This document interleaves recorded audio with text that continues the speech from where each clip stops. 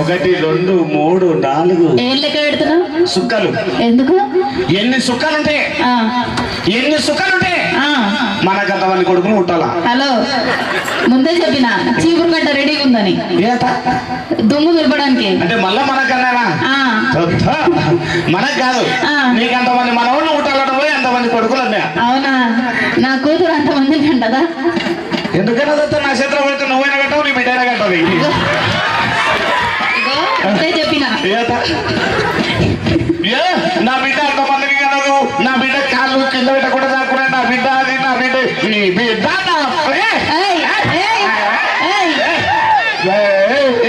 నీ బిడ్డ అంటే మళ్ళా ఏమవుతుంది? సరే అని తిన్నావు తాగినావు, ఇంతసేపు పడుకో, నా బిడ్డ దగ్గర పోయి మాట్లాడొస్తా. నేను అక్కడ వాళ్ళకను మరి